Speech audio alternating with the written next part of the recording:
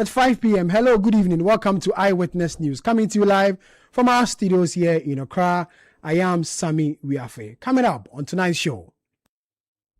So who gave you the authority to enter? At the end of the day, I'm working for you. You're not working for anybody. You're not working for anybody. The NBC, you're not working for anybody. You are working for anybody. Officer, we are not working officer. You're here for you know. So there is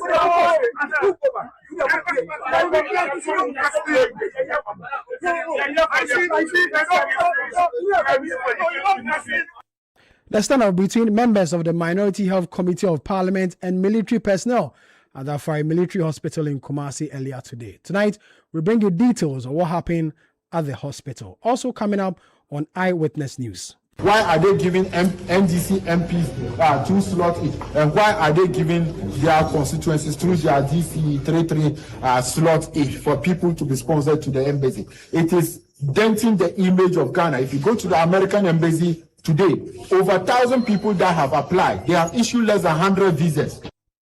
Is government allocating World Cup slots to NDC MPs and DCEs across the country? Tonight, we hear the allegations from the minority members of Parliament. And later, President John Dramani Mahama presents to Parliament total list of staff at the Office of Government Machinery totaling 808.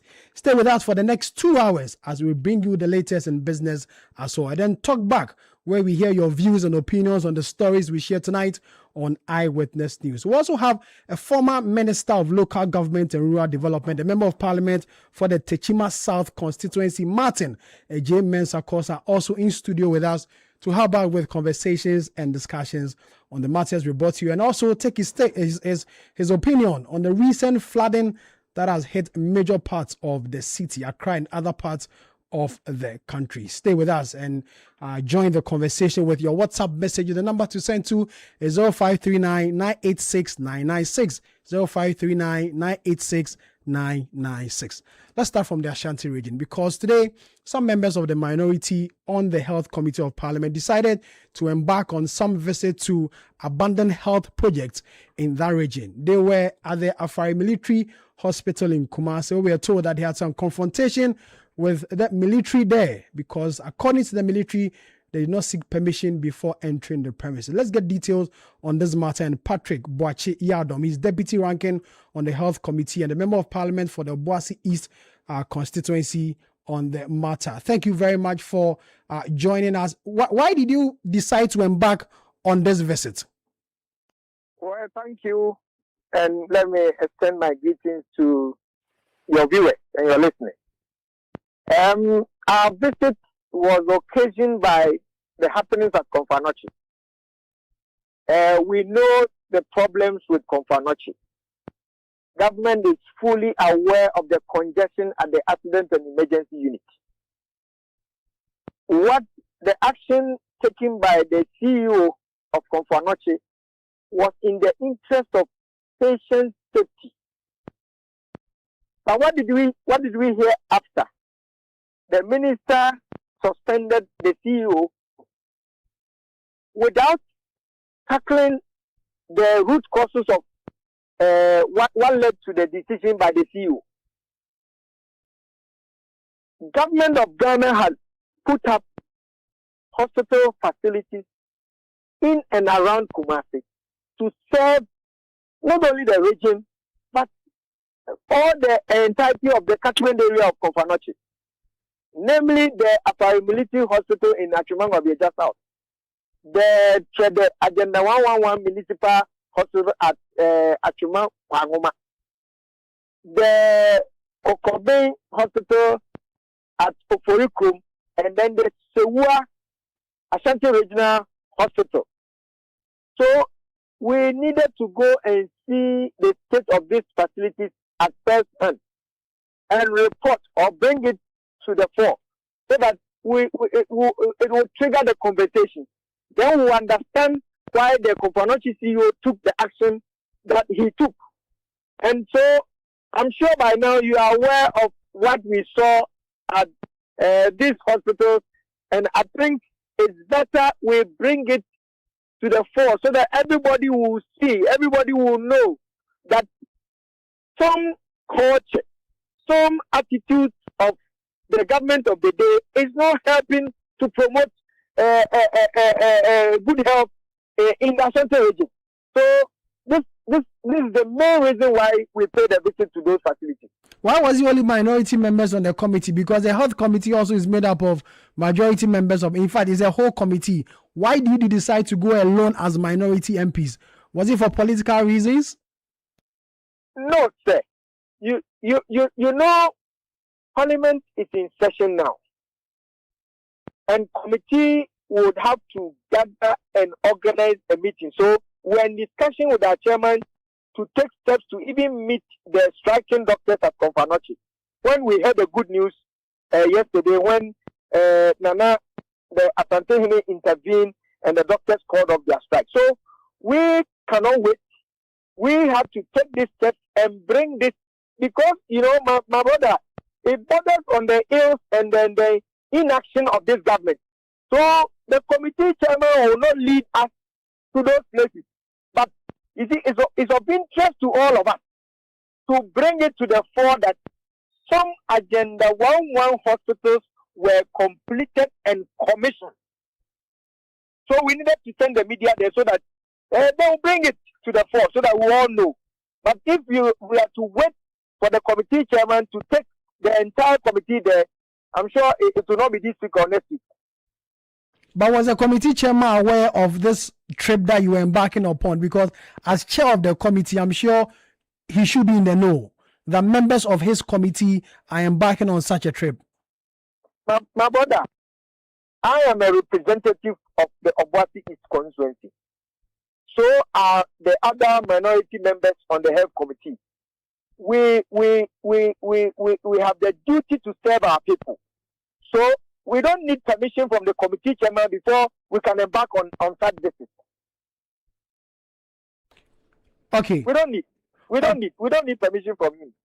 Okay. The reports we heard of your standoff with the military, did you go there without the permission of the military? Because we know that facility belongs to the Ghana Armed Forces. Yes, we know the military hospital is under the auspices of the Defense Ministry. But, my brother, as you know, without the bravery of some of us, how would you have known the state of Afari today? So we went and sought permission from the security person at the gate, who, knowing the caliber of people who were visiting them today, opened the gate up. And we didn't do anything, but we didn't go there with bad intention. We just wanted the entirety of the Ghanaian population to know the real state of Afari Hospital. But if you're not going there, if you're not going there with a bad intention, it was just right and proper that you notify those who the facility belongs to, which is the Ministry of Defense or the Ghana Armed Forces. Is that not the right procedure? My brother, if you consider the response and the reaction from the few military men who saw us on site, if you look at their response and their reaction, it will clearly tell you that if we had sought permission from them, they would have denied us. So the best option was to go there without permission. We are not thieves. We are not intruders. We are the people's representatives. We have every right to go anywhere to carry out our duty.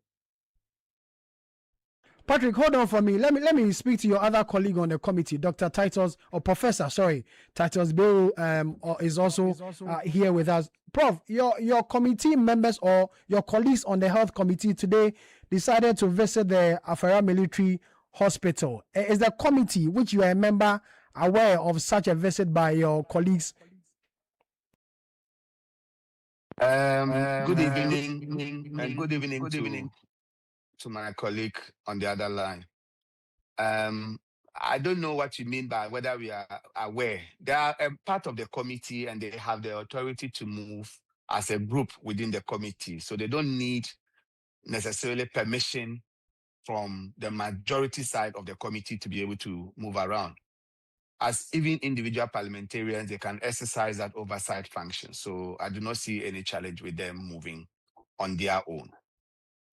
Now they went there, had some few issues with the military because that facility belongs to the Ghana Armed Forces or the Ministry of Defense. You don't think maybe informing the committee or the chair or even the Ghana Armed Forces before going there would have stopped all this altercation or the standoff that we have seen and heard of? Yeah, so that bit is a bit unfortunate. I do not know the processes they went through, but I'm sure that they would know that military establishments, the protocols assessing them may be a bit different from the Ministry of Health and Ghana Health Service facilities. I did make this argument on another platform when the doctors in Konfanochi were asking for that place to be open and insisting that the Minister of Health should get it open. Many people have not averted their mind to the fact that that is not under the Minister of Health's responsibility, as it is under the Ministry of Defense. So I'm not fully aware. I've seen a few social media videos of what some altercations that happened there. I don't know the details and what it was, whether they were denied access completely, eventually whether they were given access. But you know, the military establishments will follow their command structure. So it would have been prudent for them to have communicated to the military hierarchy before going if they were denied access. But I do hope that they would also understand that they are performing a legitimate action as members of parliament that have oversight over the executive arm of government. So it is within their right to see all of this. But if the process of entry was challenging, then I do hope that they would be informed of the right process so that next time they can follow that. Prof, you serve on the health committee. Have you been told by government why the delay in operationalizing this particular facility? So the history of this facility and that of the other Eurojet projects is that there are about 9 projects being handled by the same consultant or contractor. These 9 projects, 6 have been well completed. 8 of them are Ministry of Health facilities, while 1 is a Ministry of Defense facility. The outstanding facilities is the Ministry of Defense facility, which is the Afari. The Ministry of Health facilities are Sewa and Salaga. And in the case, so I can speak to the 2, but not necessarily to the Afari, because you will get details of that from the military. But from the information available to me from the Ministry of Health, I do know that since this minister came in, he's been following up to see how we can get Sewa completed. The challenges to Sewa were about 3. First one was electricity connection to the facility. A substation has been created, constructed there, and was now that we're doing the connection from the substation into the facility so that the facility gets electricity. The other one was water. Connection of water to the place by the Ghana Water. That has not been fully done, but some boreholes have been sunk to help us cross that hurdle. The final bit was access roads, but this particular facility, that's Sewa, can be operated even without the road being fully done. But if it is done, it will make it much, much easier. These were the 3 hurdles. But when government came in, there were some minor issues with the outstanding amount left to be paid. The contractors claim and what the assessment of the Ministry of Finance found was a bit different. And so there was a need for reconciliation before someone makes a payment and is accused of overpaying or underpaying. And so that due diligence is what was being done. And as late as just the day before yesterday, I know the Minister for Health and his team met with the Finance Minister to reconcile these figures, to make sure that whatever is left or is owed the contractor is agreed on so that some money can be advanced to the contractor to go and complete. The Sewa, and I'm speaking specifically to Sewa, I don't know much about Afari because at the Ministry of Health, we won't have those details about Afari. But Sewa civil works is about 94-97% completed. Equipment have been installed to some percentage, not full, about 80-something% completed for equipment. But what has not been done is the complete installation of the equipment, training and handing over. And if the training is not done, you cannot go and start. So the contractor that put up those things will have to train the Ministry of Health staff on it. Then they can take over. And I can tell you that the Director General in conjunction with his regional director, have earmarked staff who are supposed to go to this facility. They've been identified, they've been informed, some have had some form of training, but waiting for the contractor to train them and expose them to what is in that facility. That bit, 0% of work has been done in that direction. So from the ministry point of view, all these processes have been put in place, and I'm very sure once the contractor trains the staff, calls them that they should come for the training of the staff, and then complete his installations, we should be able to operationalize the place. Can we go with some timelines that by close of the year we should have it officially open? Do you have those timelines? Well, from my last briefing from the Minister for Health, he's not expecting up to the end of the year. In fact, he has a much shorter timeline, which I won't disclose because I don't know if I have his authority to disclose. But he has given his charges enough pressure to make sure that this is done as soon as is possible. So he's not looking at end of year at all. But as I said, I do not have his permission to disclose any timeline because he is the final authority as far as this is concerned. Prof, just hold on for me. Let me go back to Patrick Boachiano. Patrick, some confronting words there from Professor Titus Biwo. Yeah, my brother. Prof, good evening. Good evening, Patrick. Yeah. My brother, how are thank you for making my work easy. My brother, we needed to go there to bring all these issues to the fore, for the minister to know, to draw his attention to what is happening in the region. So it is good that the minister will come out, give us the timeline, tell us the story. He is in charge of the ministry now. He can tell us the picture well. If we hadn't gone to Afai, if we hadn't gone to Sura, wouldn't be discussing these issues now.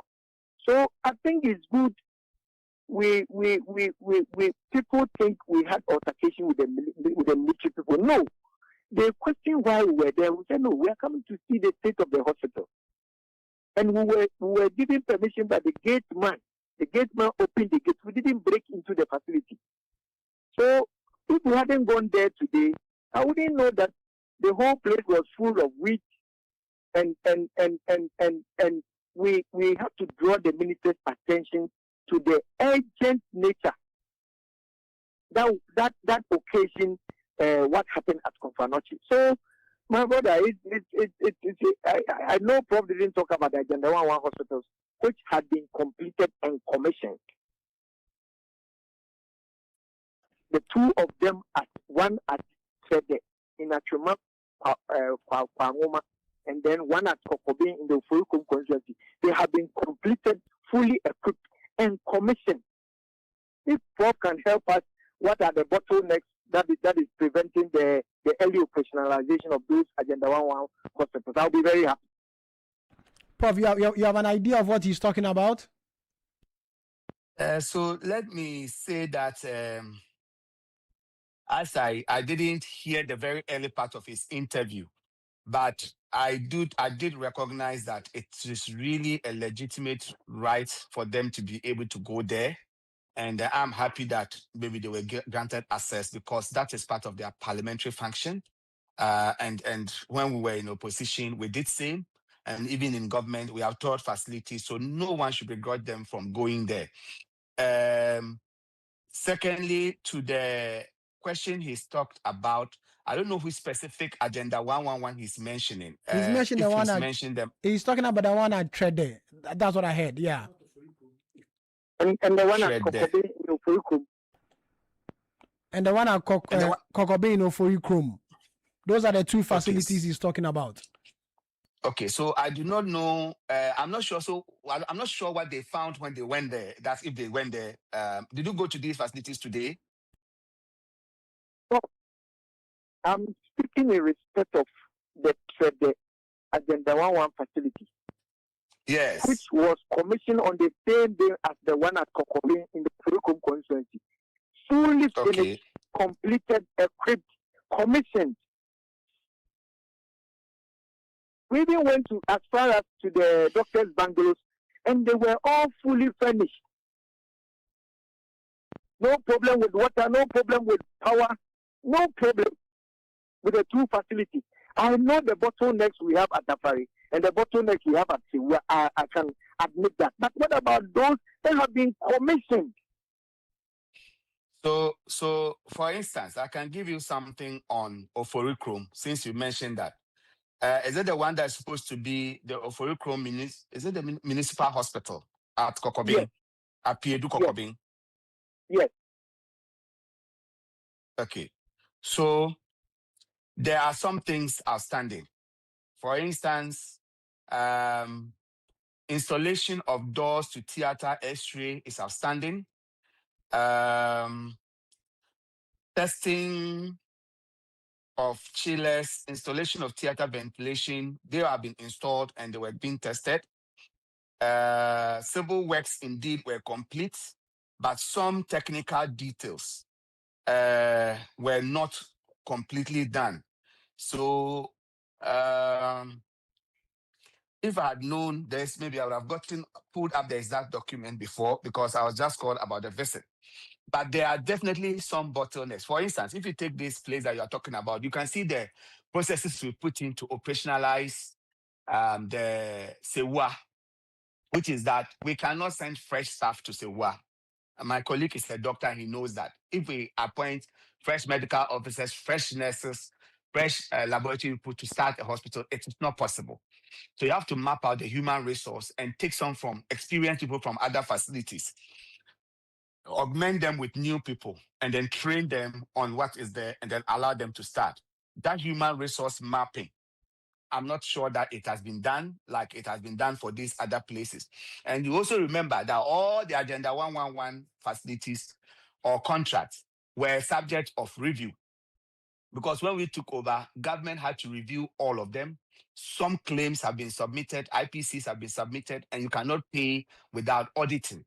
And my brother, you would know that after the audit, there were some interesting findings where some of them, people had mobilization but never went to site.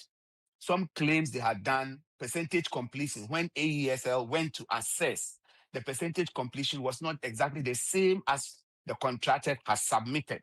So if we had gone ahead to pay these people, we'll have challenges. So that auditing process, review of the everything, and remember all the contractors, all of them, their contract expired by the time we came to power. So without valid contracts, if you don't go through all of this, you have challenges paying people. And when a project is supposed to have been done, they have to hand over properly, sort out your contractor, then you can have access. So this is what I know about the Agenda 111 in general. But the top 4, which includes the 2 that he has mentioned, thread there, the one at Kokobin, Ahanta, and another one. These are the top 4 that are nearing completion and complete utilization. But as of the time we took over, as I just mentioned, there were outstanding issues that you cannot say that they were completed and ready to function. So these are the challenges that we have. But Minister is working around the clock, government is working around the clock to make sure that these things are operational. Prof, I'll say a big thank you for your time. And Patrick Boache Yadom, Deputy Ranking on the Health Committee and Member of Parliament for Obuasi East, also thank you very much for talking to our 2 members of the Health Committee of Ghana's Parliament. Let's just stay with Parliament. This time I'll come into the studio and have a conversation with Martin Attah-Mensah. Of course, he's a member of Parliament for the Techima South constituency, a former Minister of Local Government and Rural Development, and a former Deputy Minister for Regional Creation and Reorganization under the first Akufo-Addo administration. Martin, welcome. Thank you very much. It's been a while. Yes, I mean, I'm doing well. How's life in opposition? It's assuring, quite assuring. It's all part of service to Ghana, being in opposition. You cannot be in government all the time. The tables have to turn so that you do a bit of everything. So it's okay. We are taking it very well. Are you sure 2028 you're coming back? Oh, sure. I mean, the NPP's chances of winning power in 2028 stands better than 2024. There is truth in every situation. Beyond what the NPP would offer to Ghanaians, they've been the best judges. So there is some credibility to our story. Almost on all fronts of the Ghanaian governance space, the NPP stands vindicated on a number of issues. And it makes our story very true. Ghanaians have had the opportunity to do a comparison between then and now and the issues therein. And I'm sure it tells better our story for us than we're doing it ourselves. So I'm very confident, God willing, the next NPP government would come and continue with the good we did. Of course, we may not have gotten everything right, and I concede on that. But with the guidance of Ghanaians, given what we've gone through, we are humble enough to make, some amends and do what the Ghanaian people will be better served with.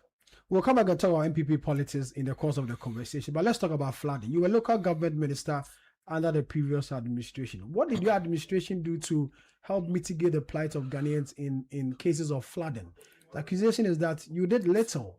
That is why we are seeing what we are seeing. But that has always been the NDC story. They never take blame for anything. 2 years in government, they still think they must blame people for their failures. It's quite amazing and embarrassing. You take responsibility as a government. Having been given this overwhelming victory, you were told by Ghanaians to come fix their place, and you christened it resetting. You cannot still be complaining over that. But you took me on a journey. Good evening to your listeners. Sami Wiafe, I would blame the devastation that we are going or seeing through squarely on government. And I do so on a number of reasons. Flooding per se, it's something that would be some shortcomings that would come here and there. But the level that we are experiencing has a story to it. Before then, let me also say that in our governance program now, the only identified and agreed to mode or method for dealing with floods is what the NPP started under Garrett. Now, beyond Garrett, there has been no other program thought of by experts, technocrats as the solution. So the country began that project under the NPP, went to the World Bank, saw that problem, and sought for support to fix it. Garrett was being run by two ministries, my ministry, local government, and Works and Housing at the time. About 70-80% of the work, the bulk, was under Works and Housing.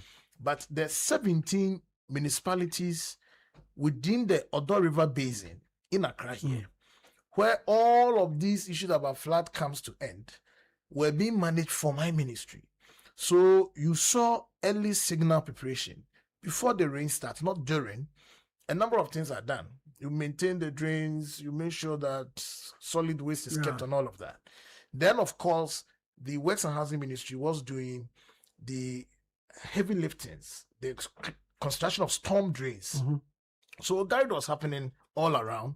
If you go to Accra Academy, the Pamprum Junction, if you go to Odona, if you go to Bank of Ghana quarters, come to Takrady VIP station, Daikai Street at Abosokai, Paloma, a very sensitive area, Awoshi, Weja, all of these are heavy flood-prone areas. And again, Sammy, let me say, when flooding occurs in, say, Labadi, Tishinunga, even Tema, you may not understand, but you could trace the root cause to where it all ends, which is the Odo. That is why you must make sure that that spot is kept open, away from all the hindrances. Now, ask yourself, what is the state of that today? When we began that project, it minimized the level of flooding. Everybody, yes, under the NPP, I'm saying there was no flood. I'm not saying there was no flooding. But what we have seen today, you can't tell me you experienced that in 2024 or the years before. There has been a huge escalation, clear devastation. Today, that Garrett, under which lots of projects started at various levels of completion, have all stalled. We have, per the numbers, over 200 million United States dollars sitting as money sourced from the World Bank to fund Garrett. and make sure that there's relief. It wasn't a GOG project. No. It wasn't GOG funded as well. No. It was a direct loan arrangement from the World Bank. My committee in Parliament, of which I'm the ranking, Works and Housing, became alarmed by the situations of the year before.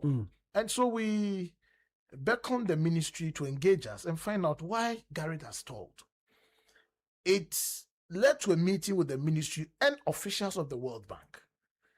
I want you to call the ministry for confirmation if anybody thinks I'm lying. In the meeting, we were made to understand it has stalled because they're having challenges getting squatters, some of whom are, as they put it, criminals with offensive weapons or implements that have come after them when they go to sites to work.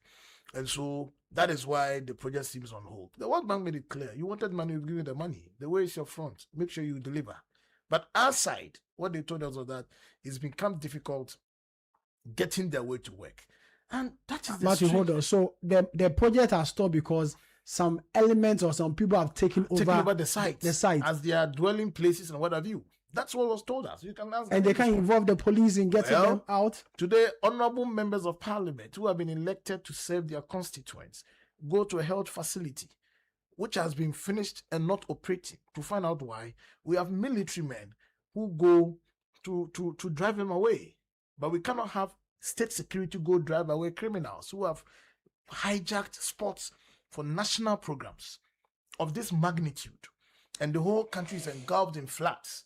That's what we are being told. The story is that Garrett has stalled. Beyond Garrett, the NDC government has not begun any single strategy or program which replaces Garrett in floods mitigation or management. There's been none. And so we have sat down year after year since the NPP left, and things seems to be deteriorating. For me, if there is a decision by government to move away from Garrett and bring another solution to dealing with floods, so be it. Let it begin, because the situation that we are confronted with today, I can tell you, might worsen in the coming months and years if we take on this attitude of making sure we don't continue what our predecessors started because of some feeling of, well, who takes the credit and so on. Otherwise, why have we sunk about nearly $150 million in projects that are at different stages and then they seem abandoned? What were the stages of the projects before you left office? They are quite, they're different. I mean, if you go to Kaneshi, I would say about 60%. If you go to different stages, it comes along with desilting. And then also, there was the thought of having a certain technology where virtually all the solid waste, plastics especially, that go through those channels are intercepted and worked on, within another facility, so that we don't just desilt drains, we don't just create storm drains, but we are also managing the solid waste. All of this has come to naught.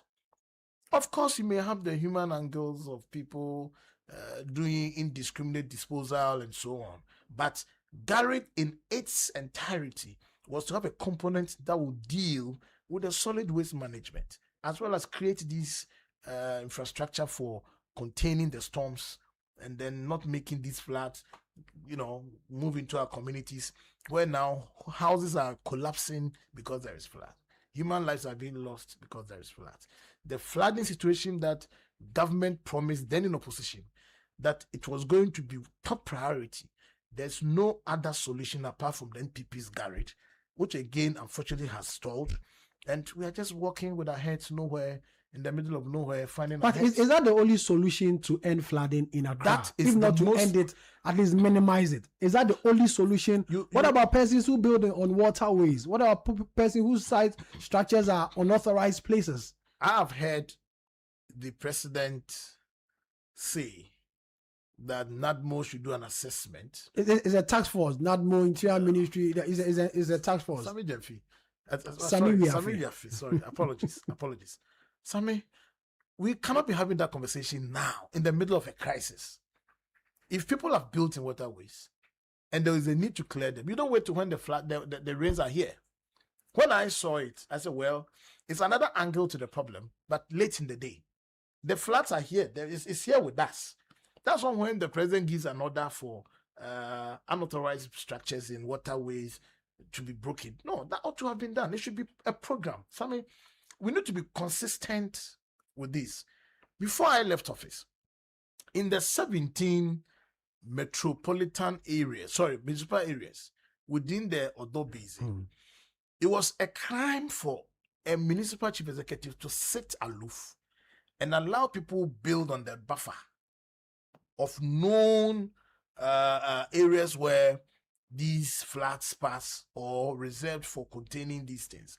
Along those areas were holding ponds, so that if the water becomes too much and is unable to get through quickly, there's a holding area where it can slow down the speed.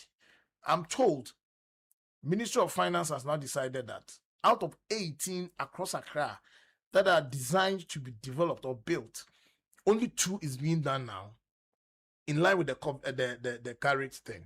But the issue is that it became a crime for you, a chief executive, to sit aloof and allow encroachment to happen on those unauthorized areas. If anybody had carried through with that, you don't need a task force from NADMO under the president's direction to now go and break down or kick people out. So, Marty, during your tenure, we didn't have encroachment at these places. We never had I'm them. saying that to a greater extent, demolition started even before rains came in. And it's a feature that should have continued. If there is that problem and it's as serious that warrants the president's attention, it means we haven't followed through right on the NPP leaving office. Because it ought to have. You have a clearly demarcated area where it's a no-go area for that kind of encroachment. If we didn't sit aloof and go to sleep or didn't care until now that the situation is there, we should not be having a presidential order now. It ought to have been done. I can tell you the Abokobi area, my second or third visit, structures were demolished, cleared for, to clear people off that stretch. And this continued for some time. If people are back, then there's something wrong. People took advantage of the honeymoon that came after the NPP's exit, and we are back to square one. But is it not the assemblies who should be blamed for all this? But because you as local government minister, the assemblies when there is leadership. The assemblies are run in a governance program, and somebody in government is responsible for the assemblies. If the assemblies are not working, somebody must answer why they are not working. Come on, we have about 200 assemblies. You can't be everywhere. The local government minister can't be everywhere. What happened to systems? Systems must be in place. So I'm not saying that completely you can eradicate floods. No, flooding would come one way or the other. Different reasons will let that come. But the devastation, the level that we have seen, is unpardonable, it's unacceptable. It shows our failure as a nation in terms of our infrastructure in dealing with this. And we ought not to have been in this situation. So the only solution to end it or mitigate it is go back to the Gary plan. Absolutely. But I mean, technical heads, people with the wherewithal, people who have solutions to it, sat down, engineers, and a lot of thinking went into it that what do we need? This is an acclaimed solution to ending flooding or managing flooding all the world over. You cannot manage floods without having storm drains and which are constructed in a certain flood way to contain the waters. If water takes a certain level, if there's a drain that takes a level, ground level with the community, you need to raise the size so that the water is contained. It cannot be anything else but that. So it's a clear identified solution thought of by technocrats, people who have the knowledge and backed it with resource. That's what I'm saying. If in the absence of that, there's any other solution that government intends to embark on, we need to know and interrogate it. But there's been nothing else. If you have heard one, tell me. You've heard of any other solution other than Garrett? And here we are not even enjoying the full benefit of these facilities. Midway, they've stalled. Some is 70%, some is 60%, some 40%. different stages. Apart from this so-called criminals taking over the place, what other reason That was do the you only know? reason. That was the only, I mean, I will not know until I'm told. I mean, they are in government today. The reason told us by the directors, the technical people who are behind this project in the room was that they are finding it difficult driving away these criminals or miscreants who have taken over the sites, and in some instances they are armed. And so they were working out with the bank if there could be a way of compensating them. And that got me ruffled. Somebody who is taking up arms, an illegal squatter, somebody who is squatting illegally in a place, has taken up arms against officials of the state working. And you want to go and negotiate with him on what?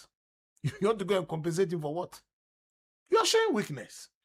I'm saying that I'm just hearing my colleague MPs who have just visited the facility and they are being driven by military men, MPs. And then you cannot go to Odona and drive away so-called, in their words, criminals who have taken over a project site. It's amazing. Let's talk about DRIP. I said this because government, as part of its planned smart cities program to ensure quick transformation by bringing critical needed infrastructure, which it cannot fund by itself, but will go to the funding bodies to secure funding. Talk about secondary cities. Okay. Talk about Soko. Mm-hmm. Talk about what was the name? There is one more. It will come up. About 4 or 5 projects. They all have stalled. These are all donor-funded projects, World Bank, loans. They've all stalled. When this administration took over? Absolutely. They've all stalled. Different stages. Once in a while, you hear, we are going to get them to roll out. The last budget that came, the Minister for Finance indicated he was going to get them back to continue, but that might be the last in its cycle. Why should this be happening? If you go to Northern Ghana, Soko has done a tremendous transformation of communities and lives.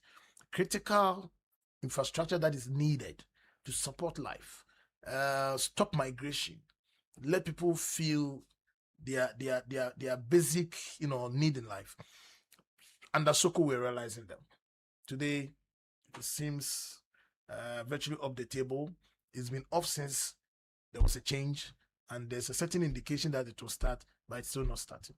In the midst of all this flooding issue, can DRIP help in dealing with this matter? DRIP should help, because if you take the collection of equipments under DRIP, what you would award a contract to Samuel Attah to go and do by way of clearing the roads, feeder roads, is just by using the grader to grade the road.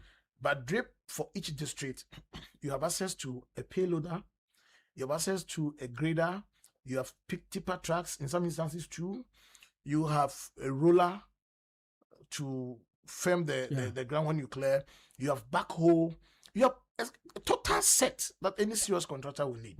Now, Samuel Attah, before we left office and DRIP took off, across the country, we needed about 500,000 cedis per district.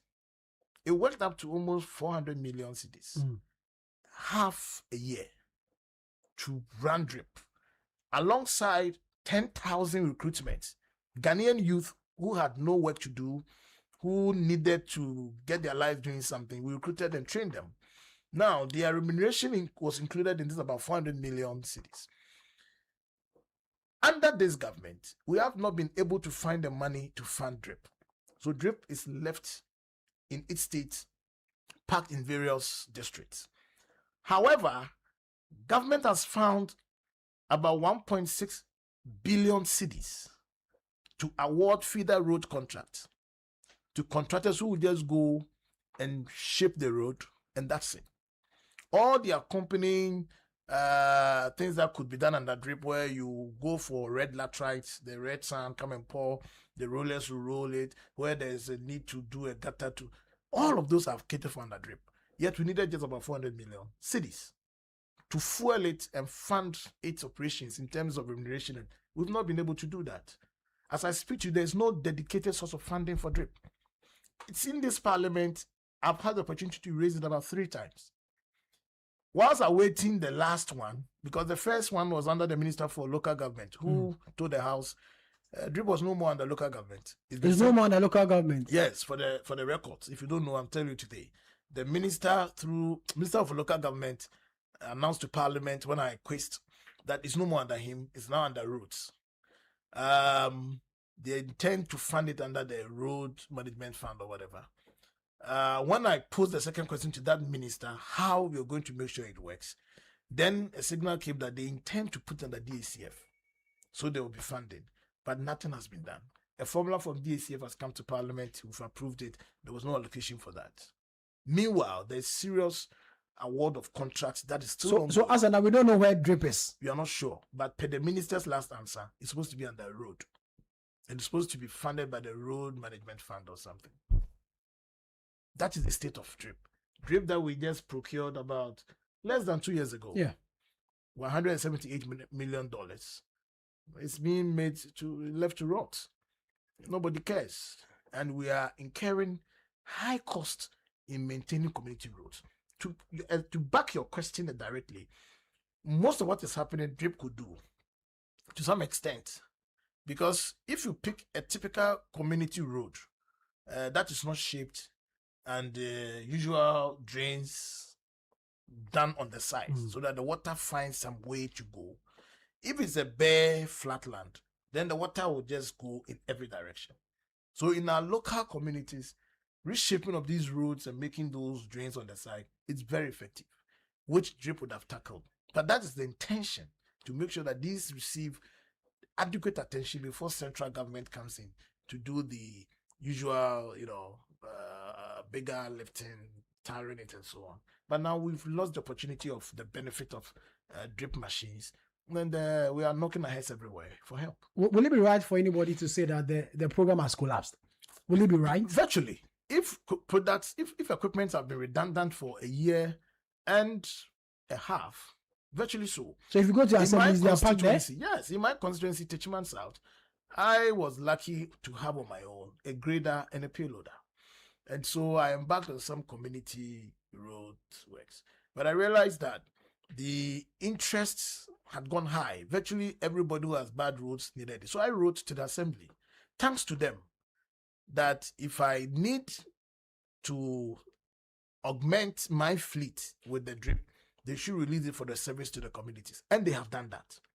So if an MP is minded to find his own fuel and fuel the DRIP equipment, then maybe that's good for you. But otherwise, where the MP is not minded to do so, or there are no resources, then you don't get to operationalize these machines. And so across the country, I made stories of misuse, people moving it to all over different places. Quite recently, in Nkranza, in Bono East, the assembly passed the resolution to rent out the equipment to private individuals, private contractors, because they could not fuel them and they've been packed.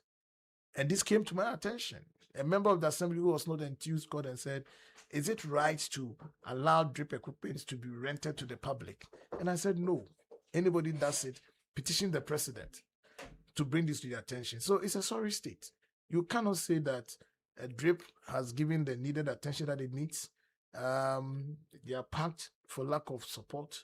Yet, whilst we cannot find 400 million to fuel DRIP and its operations, we can find 1.7 billion to give private contractors work to go and do to clear roads. It's quite a shame. It's a worry. You're also listening to Eyewitness News, coming to you live from our studios here in Accra. In studio is Martin Agyemensah. He's a former Minister of Local Government and Rural Development, a member of Parliament for the Techiman South constituency. We'll go for a quick break. When we come back, we'll continue the conversation. This is Eyewitness News. Eyewitness News. Be there as it happens.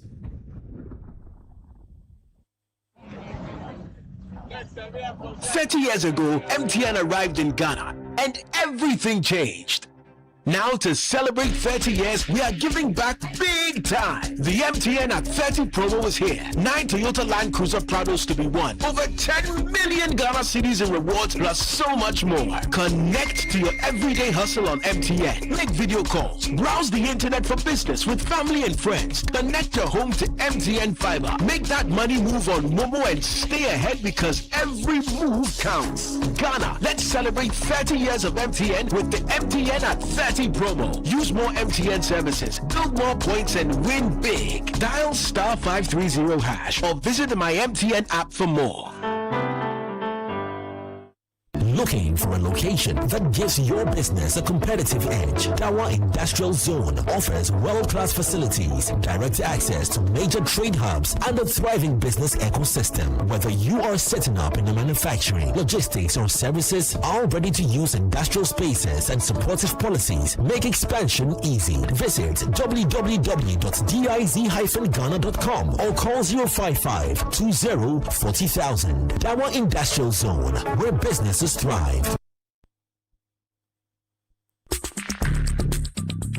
Let your voice be heard on Eyewitness News on Facebook at facebook.com/Citi97.3, Twitter at twitter.com/Citi973, and Instagram at instagram.com/Citi973 with the hashtag Eyewitness News. You're welcome back. You're also listening to Eyewitness News, coming to you live from our studios here in Accra. Ejubi Wiafi Akenta is here with the latest news. The Education Minister Haruna Idrisu has condemned the increasing incidents of violence in senior high schools involving both students and teachers. His comments follow the circulation of a viral video showing a teacher allegedly assaulting a female student at Nyinahini Catholic Senior High School. He indicated that an education conference involving key stakeholders will be held in July to address the issue. We expect to hold a national conference in Kumasi on or before the end of July, where we expect that educators, academia, the church, moral society, the Muslim community and chiefs and parents, regional and district directors of education and headmistress will converge in Kumasi or Sunyani to deal with stemming the growing indiscipline in our schools. We have always maintained that parenting is a shared responsibility of the significant other of father and mother, and then the teacher. But we are losing many of it, no thanks to social media. That was the Education Minister Haruna Idrisu. Away from that, the University Teachers Association of Ghana UTAG is threatening to embark on a strike over delays in the payment of book and research allowances as well as unresolved conditions of service. Speaking to Citi News, the National Secretary of UTAG, Samuel Attah-Mensah, said the association will declare a nationwide strike from Monday if government fails to address its concerns by the end of the week. Latest by March of every year, we receive the rates from the Finance Ministry, which now paves the way for the universities to begin the processes. The second issue is that we are supposed to negotiate our conditions of service this year, but we are told that there's a government directive or policy that because we are introducing the Independent Emolument Commission this year, all such negotiations will be put on hold pending the operationalization of the Independent Emolument Commission. In view of that, we had some interim arrangements with the Fair Wages and Salaries Commission, something that we'll hold on to pending the operationalization of the Independent Emolument Commission. We are done with the discussions. We are left with the agreements to be signed so that implementation could start. Unfortunately, that has also not been done. Our members are not happy about these developments. And so we are giving the government, specifically the Finance Ministry, up to Friday. If the rate is not released, then on Monday, the national leadership will convene and then we will take a decision to advise ourselves. Our members have given us the mandate to take the appropriate actions, and so we'll lay down our tools. If by Friday we don't get any favorable response, then we should expect lecturers in the various public universities next week to lay down their tools. Dr. Samuel Segla is the National Secretary for the University Teachers Association of Ghana, UTAG. Now, the minority in Parliament has rejected a suggestion by the majority leader for the caucus to file an urgent discussion to compel the Minister for Foreign Affairs, Samuel Attah-Mensah, to brief the House on the evacuation of Ghanaians from South Africa. According to the minority, the circumstances surrounding the evacuation exercise are significant enough to warrant a ministerial briefing to Parliament, regardless of whether an urgent question is filed. Addressing a press conference, the Member of Parliament for Okankwe Central, Patrick Boama, argued that the matter is of national importance and has implications for diplomatic relations between Ghana and South Africa. You know how questions are admitted. They will tell you that the minister transmittal even from the clerk's office to the minister, it will take a few days, and it will take a few weeks or days for the minister to respond to it. Are we going to wait till the unfortunate happens, that diplomatic relationship between us and South Africa is severed? No, we don't want that to happen. So if the minister is in the country, like he always rushes to the house to brief us on e-visas and what have you. You heard Member of Parliament for Okankwe Central, Patrick Yabwama. You're still listening to Eyewitness News, coming to you live from our studios here in Accra. Later in the show, we have Talk Back, where we bring you your views and opinions you share on the stories that we brought to you tonight on Eyewitness News. Still with us in the studio is Martin Ejim-Mensah, former Minister of Local Government and Rural Development and Member of Parliament for the Techima South constituency. You can join the conversation with your WhatsApp message. The number to send to 0539 986 996, 0539 986 996. Now, President John Dramani Mahama has submitted to Parliament the annual report on the staffing position at the office of the President or Jubilee House, revealing that a total of 808 personnel worked at the presidency as at December 31st, 2025. The report, presented in accordance with Section 11 of the Presidential Office Act 1993, Act 463, indicates that the workforce comprises 233 political appointees, 572 civil servants, and other public officers assigned to the office of the president. And it gives a breakdown of the number of persons who are working at the office of the president. Just a quick one before we go and speak to Miracles Abuachi. It says the office of the president appointees 233. It comprises ministers of state, 4 of them. Felix Kwachofosu, Minister in charge of Government Communications; Emmanuel Kwejo-Ejekum, Minister for Special Initiative; Seidu Salifu, Minister in charge of Climate Change and Sustainability; and Lydia Lamisi, Minister of State in charge of Public Sector Reform. Let's have a conversation on this. Miracles Abuaje speaks for the Dr. Mahamudu Bawumia campaign team. Miracles, you have issues with this list that was released from the office of the president, at least comparing this list and comparing that of President Akufo-Addo in 2003. It looks like this number is less compared to President Akufo-Addo's own. Well, it depends on the logic with which you are doing this analysis. I'm sure you agree, Sami, that the whole conversation has been grounded on the burden on the Ghanaian taxpayer, isn't it? And you agree with me that the burden on the Ghanaian taxpayer is not a headcount nominal figure. It's about what the compensation bill is. And so if we're going to be able to have any proper conversation, the real question you should be asking yourself is how much is it costing the Ghanaian payer now to keep, even if it is 10 people, versus how much it costs the Ghanaian taxpayer to keep 1,000 people. There are a few things that I believe we in the MPP would want to be established from this conversation. Then we'll just move on.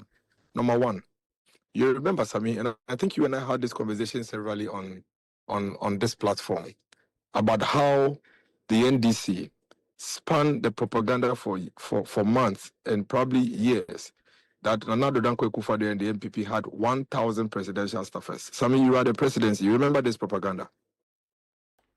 Yes, I remember. And that was indeed a fact. Great. So today, do we have 808 presidential staffers? It didn't give a breakdown of the number. It talks about the entire staff at the Jubilee House, which is the Office of Government Machinery. Sami, there's a big difference between presidential staffers and, staff at the Office of the President. I am making a very important point, and it's something that you need to follow me. The propaganda that another Dan Kwekufo had 1,000 presidential staffers, you heard about it, didn't you?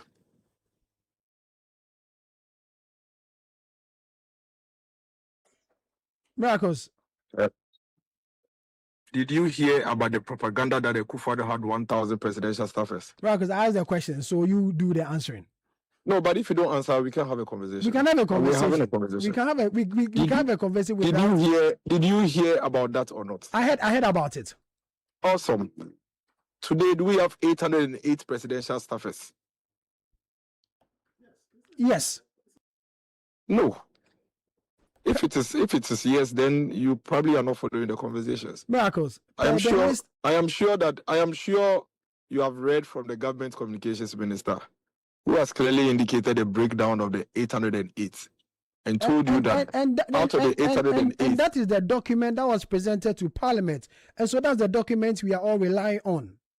No, the document has a breakdown, doesn't it? It has a breakdown of how many presidential staffers there are, how many other political appointees there are. The breakdown. How many which is the civil political? servants? Hold on. Which is the political appointees? 233. Perfect. Yes, and then it gives the ministers of state 4 of them, and then it says the political staffers 39, other political appointees 190. And then it talks about the civil service staff, which is 390. Yes. Awesome. So after years of propaganda against the MPP and another Danko Akufo-Addo, we are all agreeing this evening that indeed Akufo-Addo never had 1,000 presidential staffers. He had 46 presidential staffers. In total, he had 362 political appointees. That fact is being established today. And that for me is one of the most important things for the MPP in this conversation. That after this government, this completely clueless government, spun propaganda for years that there were 1,000 presidential staffers in the Akufo-Addo government. In fact, I have videos of me, myself, and Felix Kwacho Fosu and Chum, the current Deputy Director General for Narcotics Control, debating on these things. And I kept telling them that not everybody working in a bank is a banker. When you go to a bank, there are security persons, there are other functionaries who are not necessarily bankers. But these guys continuously spun the propaganda that there are 1,000 presidential staffers in the Akufo-Addo government. So your point, you hear them fighting. Your point is that the 1,000, as they mentioned, they are not presidential staffers. It was just politics and propaganda. Is that a point you're trying to make? Is that a fact? Hasn't that fact been established today? I'm not making that point. I am referencing a fact that has been established today. That if there are 1,000 presidential staffers, then today there are 808 presidential staffers. But they have explained that, oh no, not all the 808 are presidential staffers. About 39 are presidential staffers. And then about 230 whatever are other political appointees. The rest are civil servants. When they go to their attorney, you see they are explaining. So that fact has been established. Now, the next most important question that I would not give you the answer to yet until you speak to the NDC for them to give you the answer is, how much did they cost the Akufo-Addo 1,000 appointees at the presidency? And how much is it costing the NDC to keep the 808 at the presidency? That, Sami, is where the Ghanaian taxpayer is discussing when it comes to the burden. That is where the conversation is when it comes to the burden. You reducing, if you have 10 people and you spend 10,000 Ghana cedis on them, and somebody has 100 people and he spends 5,000 cedis on them, the one with 100 people is better than you that has 10 people, because it costs you more to keep 10 people than it costs him to keep 100 people. So before I say any other thing, please, can you find out from the NDC how much it is costing them today to keep the 808 appointees that they have at the presidency? And then how much is it that cost the 2023 list of 1,000 or so people that they talk about on the Ghanaian taxpayer. Let me also tell you something interesting that is happening. This government is so much mastered in PR to the extent that they told the entire country that, we are keeping just 50 ministers and we don't want any more than 50. And we have managed to keep that number in check. The Akufo-Addo government that you complain about is a government that kept the ministerial numbers at a level where it included even deputy regional ministers, 16 deputy regional ministers. Now, Sammy, these guys come to you and tell you, we have reduced the ministerial, numbers, and we have even removed deputy ministers. Because if you come and add the 16 deputy ministers to their 50 or 60, it shoots the number up. So they cleverly told you and I that they have removed deputy ministers. Then you know what they did? They went to appoint presidential staffers for each of the 16 regions as regional coordinators. I was a presidential staffer. My emolument and compensation was as same as a minister who is not a member of parliament. So indeed, the regional coordinators are costing us more than the deputy ministers would have cost us. Because the regional coordinators who are presidential staffers are earning more than the deputy ministers earn. So if you come and tell the country that I have less ministers because you have 50 or 60 or so ministers, and now you show a report of 16 regional coordinators who are basically playing the role of deputy ministers, because you don't want your 50 or so numbers to go to a certain number, you sneak them here but give them the same compensation. You're not fooling the people. Miracles. You asked that Miracles. You asked that we asked the NDC how much this is all costing us. Let's get someone from the NDC, and the presidential staffer, Beatrice Annan, is joining the conversation. Beatrice, Miracles is of the opinion that even though the number has reduced, it's still costing the state more. Good evening, good evening to you, Sammy. As always, it's great to be here. I think that I've heard Miracle literally trying to gasp for whether data or bread.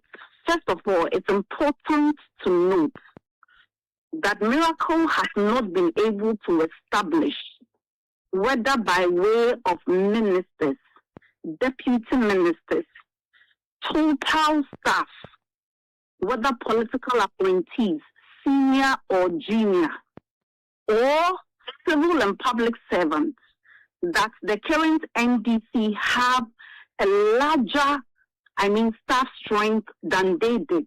He was not able to admit that. The reality is that the NDC government learned from the excesses of the MPP government. And I can tell you, as somebody who works directly with President Mahama in the Secretariat, that this matter was before him every time, and he was conscious of the fact that we ought not to repeat the mistakes of the NPP in the past.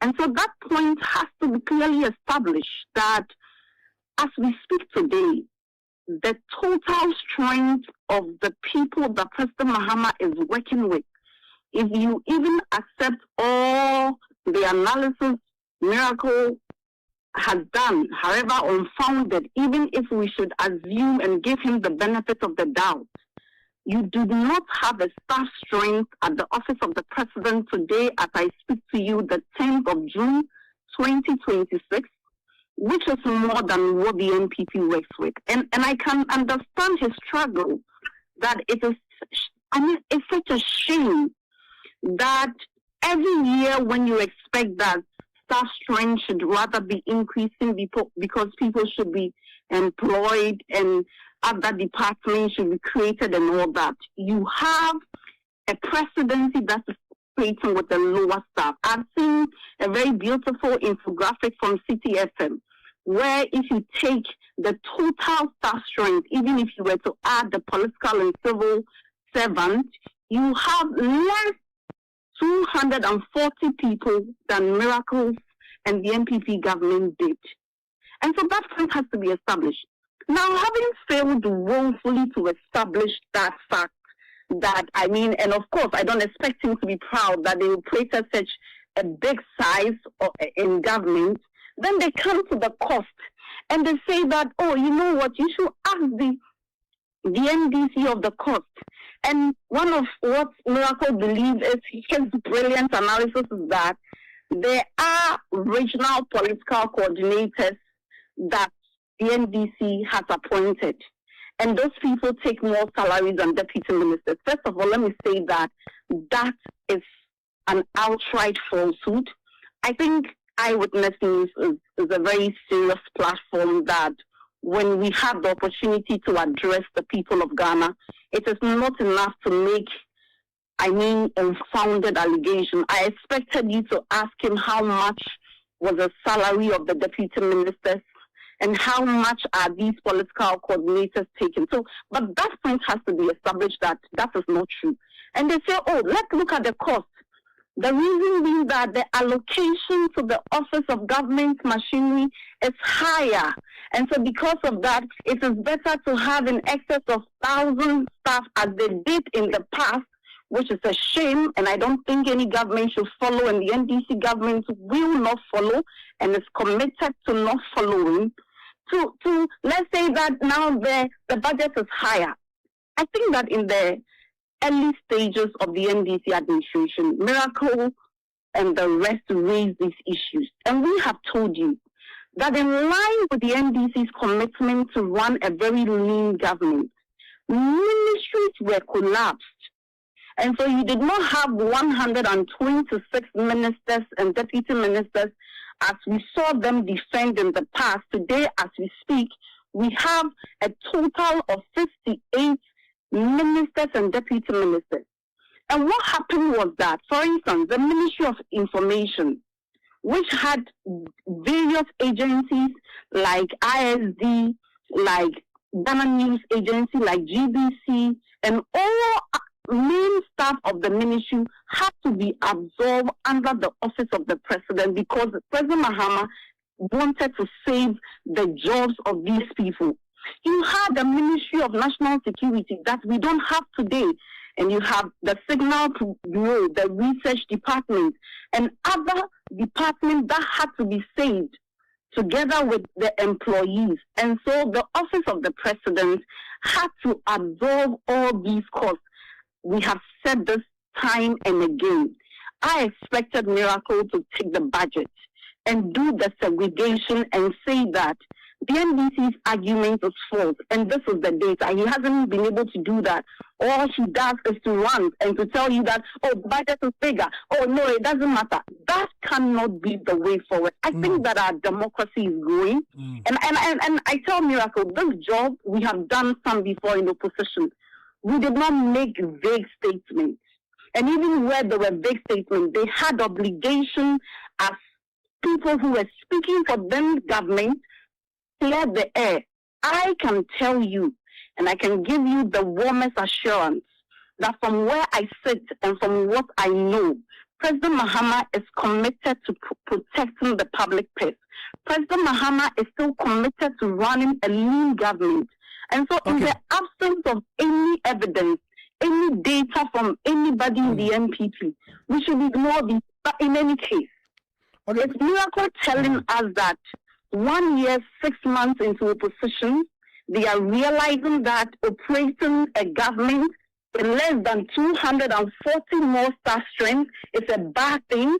I want to get the argument because I've been listening to him and I don't seem to get the head and tail of what he's saying. Let me pose that question. That question to Miracles. Miracles, the government or the people believe that this is just politics. You and the MPP are just trying to play with these fears.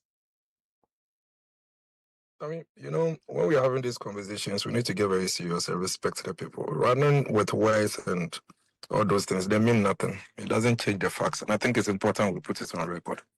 So until the government spokesperson, Beatrice, is able to tell you how much it's costing us, the Ghanaian taxpayer, to keep that 808, everything we are discussing is absolute nonsense. You and I know that. It is they belittling our intelligence by thinking that to discuss the cost of running government machinery is about the number of staff you have. It's complete insult to the Ghanaian people. She can run that narrative with their people on social media, but when we having serious conversations, the serious probing will be done. Unless you, Sami, you are not interested.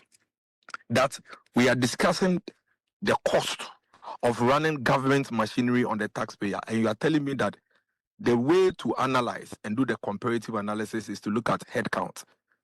When you, Sami Yafe, you are aware that between Citi and Joy can have 1,000 staff, Citi can have 500 staff, but the cost for Citi, in terms of how much they pay their 500 people, can be 3 times more than what Joy is paying, depending on what you are spending on them.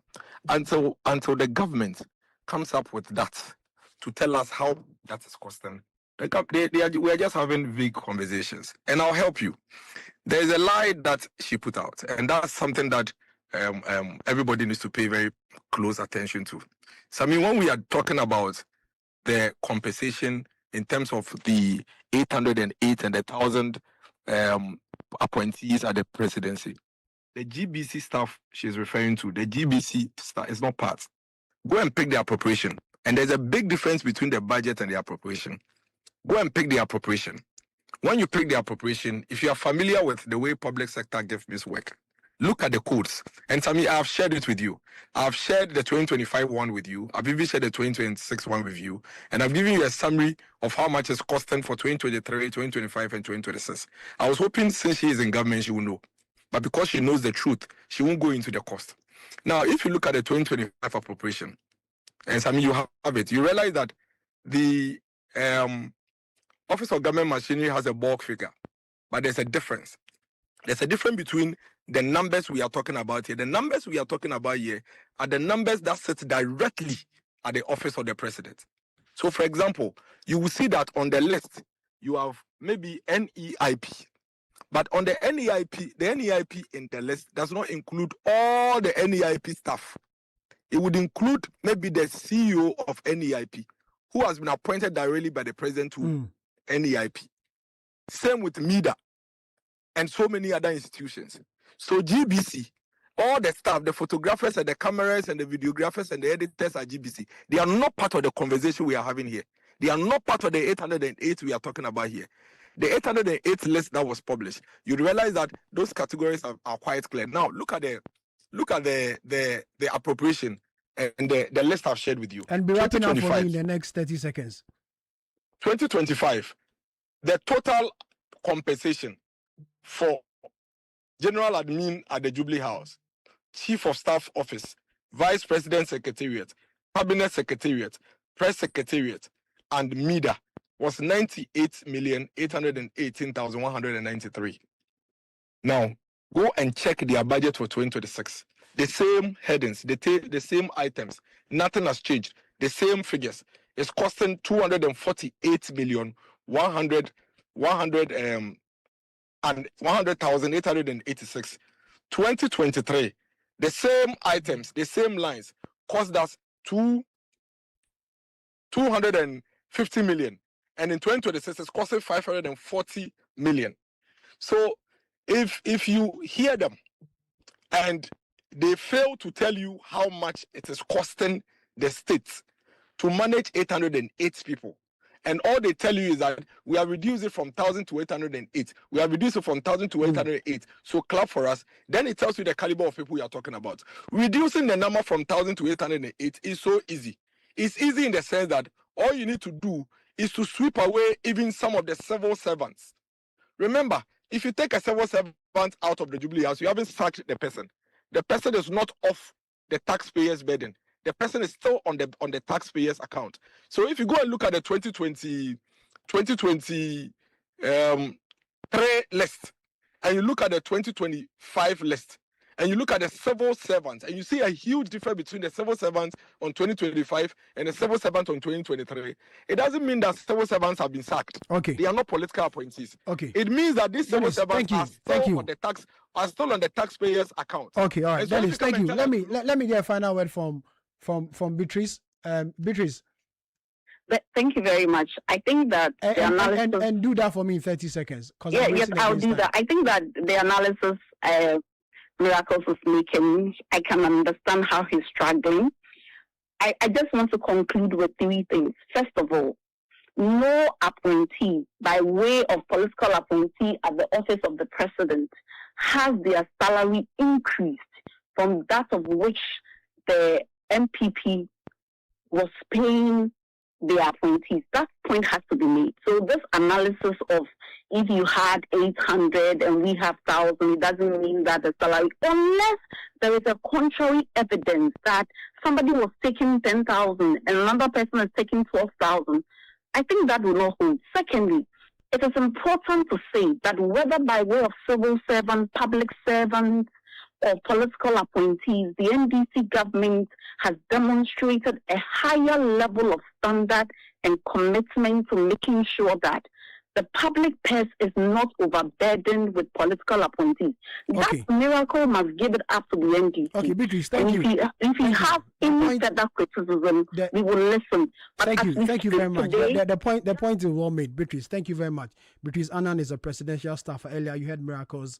Dennis Abuaji, spokesperson for the Dr. Mahamadou Bawumia campaign team. Let's still stay in Parliament because there's an allegation from the deputy minority whip, Habib Idrisu, who says that the government of President John Dramani Mahama is allocating slots for NDC MPs and DCs across the country for them to go and take supporters to the World Cup. It comes on the back of what the Minister for Sports said not too long ago, that indeed they are not going to airlift supporters to go and support the Black Stars in the World Cup, which is expected to start tomorrow. In a short while, Habib Idrisu will join us, but let's get a reaction from Eric Edem Agbana. He's the Member of Parliament for the Keta North constituency. Edem, do you have any of these slots? Are your party people going to USA? Well, first, let me say good evening to you and to your cherished listeners. And also, just a point of correction, my constituency is Ketu North. Ketu North. Thanks for the correction. Thank you. Yes, Ketu North. Well, in Parliament, we have great respect for leadership. The Honorable Habib is in leadership. And with the greatest of respect to him, I must say that the statement he made on the floor yesterday about the sports ministry or government allocating slots to members of parliament from the NDC, that statement is not true. It's a blatant falsehood. Now, I think that it is important for us to appreciate this conversation from the context. Government earlier announced that no public funds will be spent to airlift supporters to the World Cup. However, government engaged in a fundraising exercise, and if you recall, private individuals and organizations donated towards that exercise. What it means is that any Ghanaian that you may see at the World Cup may be part of people being sponsored privately and not from public funds.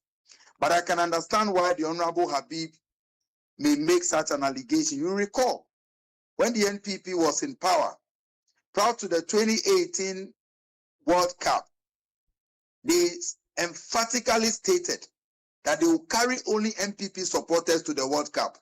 Again, in the 2024 elections, if you recall, in a Sojaman constituency, my own brother Pius Ajide, as part of his campaign promises, promised that when voted into office as a member of parliament, one of the packages he had for the youth was to help them to go to the World Cup. And so they come from a background where they spent public funds on airlifting supporters, their party apparatchiks, to World Cups. And so even when it is not happening, they are assuming that that is happening. But I can tell you emphatically that no member of parliament from the majority has been allocated slots to take people to the World Cup. It is a blatant falsehood, and I pray that when you call him, you put him to street proof because he who alleges must prove. Adam, thank you very much for your time. Adam Agbana is the Member of Parliament for the Ketu North constituency in the Volta region. Martin Ejimesa Kosa is still with me. Martin, you wanted to have a say on the presidential staffer list? You see, Sammy, we are where we are because of bad politics. Otherwise, if you follow the conversation, what is it wrong to have Ghanaians, if they were even 6,000, work for government in either of the governments, whether NPP or NDC, whether Akufo-Addo or Mahama? If the person is not coming from Kosmokaya or Azerbaijan or Kenya or Togo, what is wrong with that? Creating jobs for Ghanaians should be a problem, but it's because of bad politics. You see where we are? We are talking about an instance where a government's Office of Government Machinery budget ballooned to 2.7 billion in 2025 under this government. This was at a time where they had just taken over and having criticized the then government of spending a little over 300 million as OGM budget. And so I find a lot of credit in what Miracle said, that what matters is at which cost are these numbers coming to the state. If you say you have minimized your numbers and you are spending so much, in any case, who in this country doesn't know these gimmicks? For instance, my brother who just exited, Agbana, that Ghanaians should believe him that the NDC has not given slots to MPs. I mean, why do you even come and do this on radio? That we still think that Ghanaians do not know. Do you know that? No, please. But I mean, what do we take Ghanaians for? So we think that when we get the opportunity, run our mouths on radio, that's it. That Ghanaians have been seen through these things. He can come and look Ghanaians in the face and say their MPs had no consideration for this World Cup and that we should believe him. Okay, they should continue. If they haven't learned the ropes of governance, they should continue. But the president gave clear directive. There's too much dishonesty in our politics, and it's not too good. That is why we are sitting here this evening discussing this of a number of 1,000. It was all not true. Today you are finding solace in breaking down and telling us who are staffers, who are political appointees, and who are civil servants. Okay, we are all good. But I'm saying that the Ghanaian people are wise. They see through all these things, and they know what they're about. They don't rely on these gimmicks to understand the issues. So we leave it there. There's too much spinning in government, and if government thinks that they can spin their way through every issue, well, that's up to them. But I'm telling you, my grandmother in the village would not take that story that NDC MPs had no consideration. Adam Agbana wants to react to some of the things. Well, that he's free to do so. He's back on. Adam, he's free to do so. Hello, Adam. I find the comments by the Honorable very, very unfortunate because, you see, under the 8 years of NPP, the standards were so low that today, even when government is being responsible, they cannot believe it. I have asked for a proof. I am a member of parliament, and I have not been given a slot for even one person to be taken to the World Cup. So you don't just make an allegation, and when it is refuted, you claim that who will believe it? What is your proof? You're on radio. Tell us. Mention names. You should be able to provide a source. I am saying that the fact that the standards were low under the NPP does not mean that the NDC is doing same. So when you allege, you should be able to provide evidence. Government is not funding supporters or has not funded supporters or giving slots to NDC MPs. It ends there. If you say that what I am saying is not the truth, you should be able to provide evidence. Look, we need to take governance as a serious business. And taking it as a serious business means that before you make any claim, nobody says you shouldn't hold government accountable. Hold government accountable, we encourage that. But holding government accountable does not mean that you sit in your room, conjecture and manufacture anything at all, and expect that people should just believe you because you have said so, without any authority, without any evidence. You are on record, many members of your party, to have said that even if you qualify to 2018 World Cup, you were taking only MPP supporters. So you can't believe that the NDC is in power and we are not doing same. And I have said it and I'll repeat it again, that government has not given slots to NDC MPs. If you say what I'm saying is not true, you should be able to provide. We want opposition to be responsible, just throwing allegations about without providing support because the standards were so low when you were in power. Adam, is it that it's been given to some other people which you are not aware of? Is that it? If anything is shared to caucus or to the majority caucus, yesterday, the allegation was not that some MPs. It was said that to members or NDC MPs. I'm an NDC MP, and I have confirmed from many of my colleagues that they have not received any such slot. So where is this coming from? Martin says coming from? Martin says maybe yours is yet to come. What are you talking about? I am saying that I haven't received any slot. Okay. Other members that I have spoken to, at least my colleagues that I have spoken to today, I'm actually speaking to you from Parliament. None of them has received any such slot. And so if you are just saying it because that is what used to be the case, and that you just say so. But I'm saying that we have not been given slots. It shouldn't be a conjecture. Hold government accountable, yes. But don't just cook lies or propaganda because you think that with the standards were low under you, so you expect that President Mahama is doing same. President Mahama's government has not given slots to NDC hold on. to bring people for World Cup. Adam, hold on. Martin, was the standard low under you? Obviously, you should know very low. The spinning goes on unabated.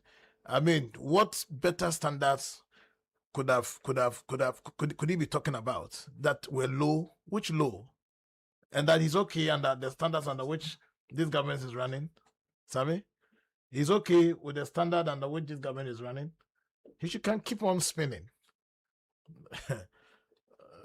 That's up to him. Sammy, just to conclude, I have maintained that, Sammy, the NPP is not and cannot be the benchmark for good governance. The NPP cannot be our benchmark. But is it not surprising that today you want us to discuss standards?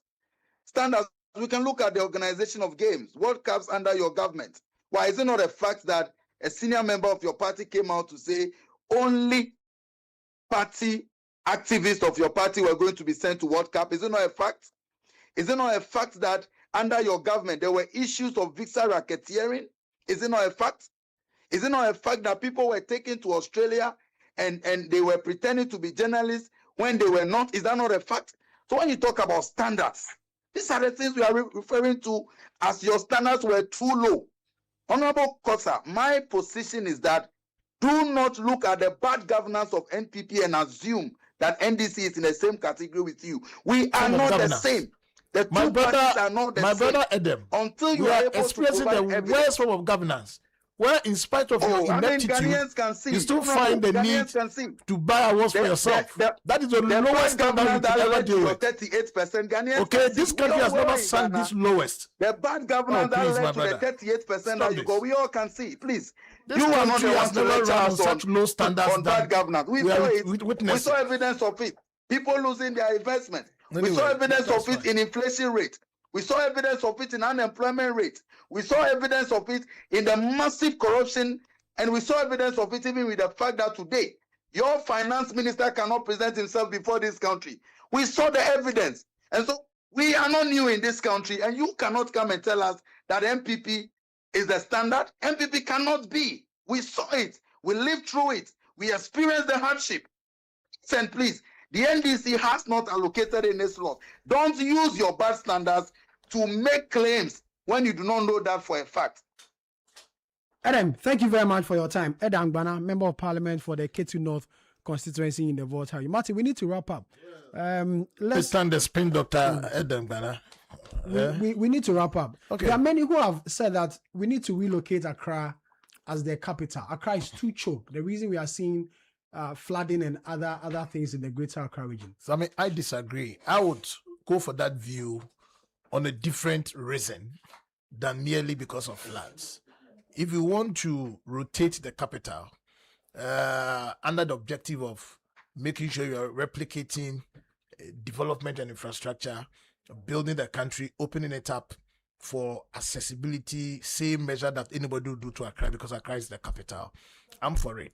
But if it comes to dealing with floods in Accra, it becomes a very weak excuse for anybody to say relocate.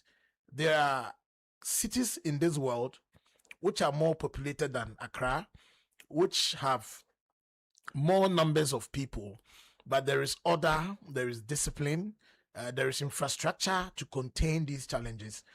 There are better ways of dealing with flood situations. And so it would be a lazy approach for us to say, because of flooding, which we appear overwhelmed and are unable to solve, let's relocate the capital to another place. So therefore, if you are caught up with same situations elsewhere, then because of flood, we have to relocate to another capital and so on. That would be a very weak reason. But I would say, for reasons of making sure you spread development, you open the country. Once you name Tamale or Bono East Techiman as the national capital, you are inviting people to come in, do business, whatever exposure that Accra has, you want to maybe channel it to other parts of the country. But it should not be on the reason that we are running away from floods. That's a lazy approach. It's a defeatist approach. We should deal with the challenges of flooding in Accra. It's merely technical, merely good governance and attitudinal change by citizens, making sure that the structures work. If the structures are made to work, we should overcome issues of flooding. But you are deputy minister during the reorganization of the regions and the formation of new regions. Have they served their purpose? Absolutely. Take my region, for instance, Bono East. In the past, you had Bono Ahafo, which included present-day Ahafo and Bono East. Same landmass, no addition. We are having the various facilities that a regional capital should have in three folds. We are supposed to have a regional capital. You have regional House of Chiefs, representation to that August House for decisions that assist in running this country. The participation has been increased. So rather than have 5 members representing that region, so you have 15. If you're going to have regional hospitals, instead of 1, now you have 3. Regional coordinating councils. Now there is 1 in each of these. Well-built, modern-day standard. Coming with other facilities, police command, passport office. The country has opened. Development has happened in a rapid way. That is how this country has been opened. So anybody who says we have not achieved a goal or the benefit of those regions ought to assess the situation again. Today, the distance to which people had to travel some parts of the country to access mere services in regions, to accept assess healthcare, are all changed. Hospitals have gone closer to people.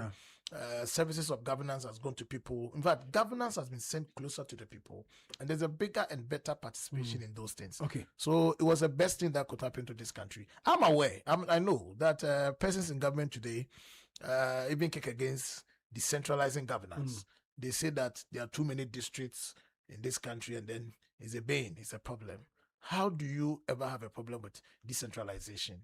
Yet that's what it is, and we have to live with it. Martin, thank you. Thank you very much for your time. Martin Agyemensah Kosa is former Minister of Local Government and Rural Development, former Deputy Minister for Regional Reorganization, Member of Parliament for the Techima South constituency in the Bono region. He's been with us, Bono East region. He's been with us on Eyewitness News tonight. Up next is City Business News with Nashika Caesar. And after, we'll bring you Talk Back. If you haven't sent your WhatsApp messages yet, you can do so now. The number is 0539 986 996, 0539 986 996. We bring the views and opinions you shared on the stories we brought to you today on Eyewitness News. The beautiful Nashika Caesar is here with City Business News. Hello, Na. Hi, Samuel. How are you doing? I'm great. What do we have in business? Well, Ghana's economy grows by 6.4%, and that's just for the first quarter of 2026. And what else in there? And then GRA assures businesses that introduction of integrated tax administration system will simplify compliance. Give us the details. Well, now Ghana's economy expanded by 6.4% in the first quarter of 2026, according to the latest data released by the Ghana Statistical Service. The growth rate represents a slight increase from the 6.2% recorded during the corresponding period in 2025, signaling continued resilience in economic activity. Government statistician Dr. Attah-Mensah, giving a breakdown of the data, said the services sector remained a key driver of growth during the period. Ghana's economy grew by 6.4% in the first quarter of 2026, up from 6.2% a year earlier. Second, non-oil GDP grew by 6.3%, confirming broad-based economic expansion. Third, services grew the most at 7.1% and remained the largest contributor to growth, driven by information and communication growing at 25.2%, transport and storage at 13%, and trade at 7%. Fourth, industry accelerated significantly, growing at 6.9%, up from 4.1% a year earlier, supported by mining and quarrying growing at 10.7%, and a recovery in oil and gas, which recorded a 7% growth rate. That was the government statistician Dr. Attah-Mensah speaking there. Moving on, the Ghana Revenue Authority, GRA, has assured businesses that its integrated tax system, administration system, ITAS, will simplify tax compliance, reduce administrative cost, and enhance transparency and efficiency in tax administration. Speaking at an ITAS stakeholder sensitization program, Commissioner General Anthony Kwesi Sarpong said the authority is undertaking a major transformation of Ghana's tax administration system through the deployment of the digital platform. ITAS is going to integrate with other systems of GRA to ensure that particularly the taxes that we pay, PE, VAT, CIT, and all the other taxes are in one place. And that affords us the opportunity as businesses to be efficient in how you deal with GRA. The second most important aspect of ITAS is that all aspects of the taxpayer's relationship with GRA will be found in one place at the full maturity of ITAS. So, for instance, it's not only filing and payment, but when it comes to tax audit and review, it's also going to be integrated into ITAS. So the business person or the taxpayer knows the full essence of their relationship with GRA on one platform. That was the Commissioner General of the Ghana Revenue Authority, Anthony Kwesi Sarpong. Now, Kasapreko PLC's initial public offering IPO has attracted an overwhelming response from investors, with total bids reaching approximately 1.72 billion Ghana cedis, more than double the company's target raise of 700 million Ghana cedis. The strong demand translates into a subscription level of about 246%, representing an oversubscription of roughly 146% above the amount sought by the beverage manufacturer. The development makes the Kasapreko IPO one of the most successful public offerings in recent Ghanaian capital market history. The offer, which sought to raise 700 million Ghana cedis by issuing 583.3 million ordinary shares at 1 cedi 20 pesos per share, was launched to support the company's next phase of expansion, including the construction of a new production facility focused on bottled water and carbonated soft drinks. Some other stories now. The Public Procurement Authority, PPA, has issued a final warning to public institutions still flouting mandatory transparency rules under the Public Procurement Act, signaling a tougher enforcement phase in the management of state contracts. The warning follows a compliance review of the Ghana electronic procurement system, which found that several entities had failed to publish procurement plans and contract award details as required by law. We have more. The warning follows a compliance review of the Ghana electronic procurement system, which found that several entities had failed to publish procurement plans and contract award details as required by law.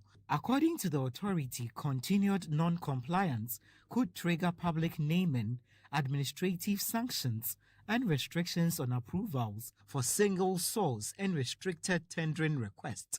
Under Sections 21 and 31 of the Act, procurement entities are required to upload procurement plans and contract award information on the electronic platform and keep them regularly updated. The authority says failure to comply weakens transparency, undermines competitive tendering, and limits public oversight of state spending.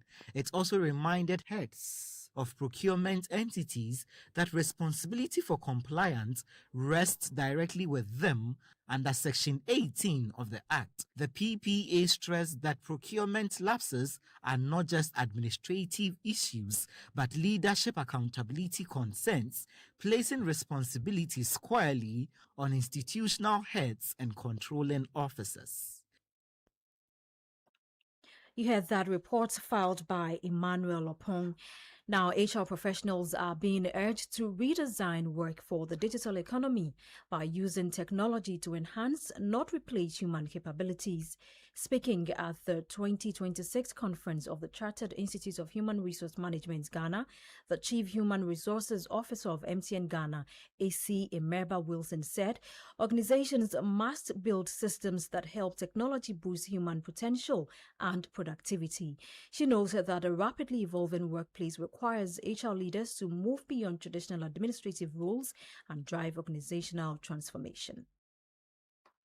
If technology is reshaping how work gets done and skills are reshaping who can do it, then the employee value proposition is the covenant we make with the people navigating the change. It is in many ways the answer to a deeply human question: why should I stay, grow, and give my best here?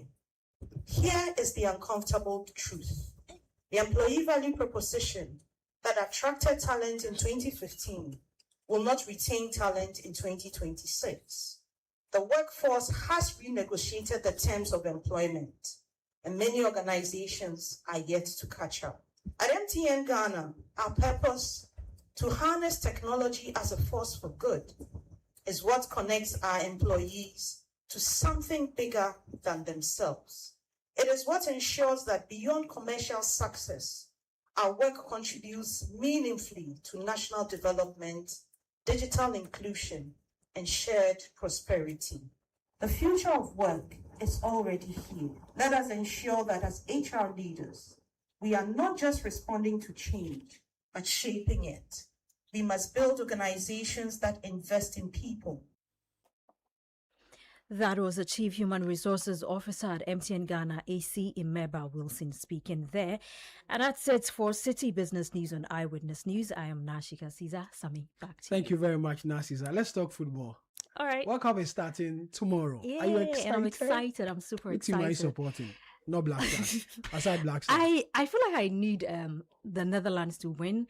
For me, they seem to be like the best side that never won the World Cup. So I think I'm rooting for them. I'm tipping France. Besides Liverpool's captain, Virgil van Dijk. Yeah, I'm he's the tipping captain France. there. Sorry, I'm tipping France to win the World Cup. well, France is a good side too, but I mean, I will be happy if they win it, but I will be super excited if the Netherlands wins it. Yeah. Thank you very much, Nashika. You're still listening to Eyewitness News, coming to you live from our studios here in Accra. We'll go for a quick break. When we come back, we'll do Talk Back. Talk Back is when we read your views and opinions you shared on the various stories we brought to you tonight on Eyewitness News. Eyewitness News. Be there as it happens.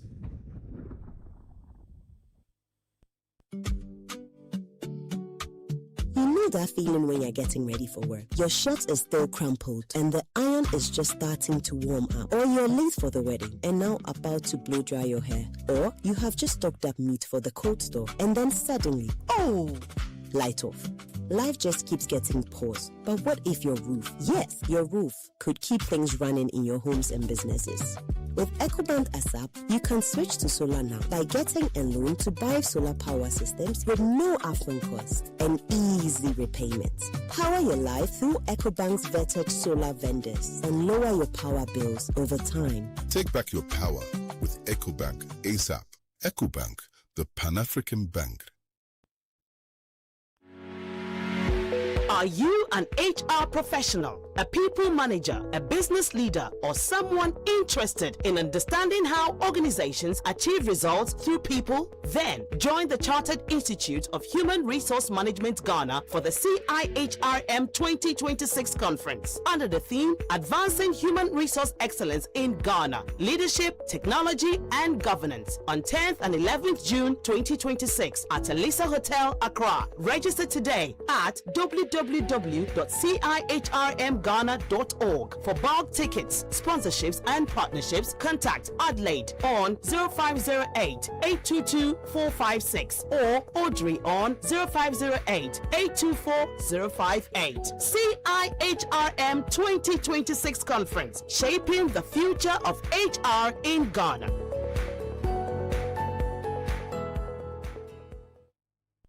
Hey, Charlie, these days there are Azan everywhere, and GCB Bank is on the alert to protect your money. So be vigilant. I should share my OTP with you. How can you tell me this story? Masa, one-time PIN may be group work, so don't share. Azan, they say share your PIN for them to help you. Azan, on no link be no one click so Azan, free ATM help, say. My friend, look sharp. GCB Bank will never ask for a PIN, OTP, or Ghana card details. Don't fall victim. Think before you click or send anything. Azan Birthday Street. So DG, call 0800-422-42223 or WhatsApp 0202-422-422 when in doubt. Azan is brought to you by GCB Bank, your bank for life. Hey, Kwame, why are you inspecting the cables like you suspect something? Hey, Kofi, these days, the market's hard, oh. Substandard cables everywhere. Last week, someone nearly burned somebody's house. Hey, that's why me, if it no be Nexon's cable metal low smoke anti-counterfeit cable, I know they touch them. What did they do different? My brother, if fire catch, some cables go smoke till you no fit see front. But with Nexon's cable metal low smoke anti-counterfeit cable, the smoke reduce well. People fit escape. It is save lives. Plus, it dey reduce the release of toxic gases. And you fit verify say it be the authentic cable by just scanning the cable with the Nexons app, even if them use the cable wire safe. So it be like choosing safety first, eh? Exactly. Authentic, quality, original. Nexon's cable metal no dey disappoint. All cables no be the same, oh. Don't just chase price. Go for proven quality product, proudly made in Ghana. Nexon's cable metal low smoke cable. This is the future of cabling in Ghana. Electricity no get leg. It be Nexon's cable metal cable they carry up.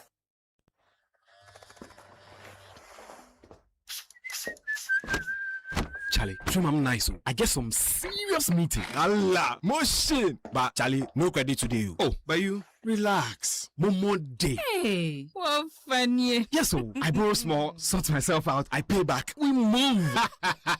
Spot there. Ah, Charlie, you sure say you dey pay back? Yes, so that anytime somebody else they need them, Momo day. Be like I for can't borrow some more. Hey, you this boy. Don't go there and disgrace yourself. Allah motion. Responsible borrowing be the real flexo for today's needs and tomorrow's dreams. Borrow, sort them, pay back. Momo day. Eyewitness News. Be there as it happens. You're welcome back. You're still listening to Eyewitness News, coming to you live from our studio here in Accra, and it's time for Talk Back, where we bring you your views and opinions you shared on the various stories we brought to you tonight on the show. Let's start with Hamdan, number 9 and 10 from Nyahuni South. And they said, that is how unserious we are as a country. Because you are an MP, you can walk into any premises without notice. Can anybody visit Parliament House without informing or official notification? Let's stop this joke. Abi National Inwa says, so today the minority are also complaining. So soon they forgot that the then minority was chased away from even EC office. What a hypocrisy. Fed Jabano, head of current affairs production, is also here with me for Talkback. Fed. So, Aka Paul Jr. from Ahafomem says the attempt by the military to restrain members of the opposition party from entering the facility was not the best. The military must not be influenced by politicians to do anything that has political connotations. Then, still on the Afari Hospital issue, Daniel Akpaliok from Sandema says the visits to the Afari Military Hospital ought to have been conducted in accordance with established procedures. No individual or group, regardless of status, is above the rules governing access to a military installation. Where such protocols are breached, the appropriate authorities must act to uphold discipline, order, respect for institutional procedures. These are members of parliament and they should know better. That's what Daniel from Sandema is saying. There's one here from our very good friend Eduji Tamaklo, CEO of the National Petroleum Authority, and he says, reacting to the allegations that NDC MPs and MCs have been given, slot to send their supporters to the World Cup. He says, you don't go to the USA or Canada like you are going to my village. The visa process alone is something else. From Eduji Tamaklo. Another one from Akasokre for Joseph. So let us not pretend as if this is the first time military personnel are preventing the micro minority from entering the facility. Monday, 27 September 2021, the same military personnel prevented the then minority led by Kwabena Minta Akando from entering the same facility. What has changed now? What are the difference between Baumia, Apenyo Markin, Kwejo Ponkroma, and South Africa xenophobic leaders? This question requires thorough analysis and understanding of their behavior and action. Let's discuss calmly. Another one from became without a name. It says Paul from Bichili says the MPP MPs should visit all hospitals that are troubled in this country. They are being mischievous and playing politics as usual. They are still in pain losing the 2024 general election. If they continue with this particular politics, they risk losing more votes. They need to repair their image before going into the next general election. Paul from Bichele. There's this other one also on the Afari Hospital. The military's decision to deny minority MPP MPs access to Afari Hospital is commendable. During their tenure, they neglected this facility. Yet now, they fend concern for Ghanaians.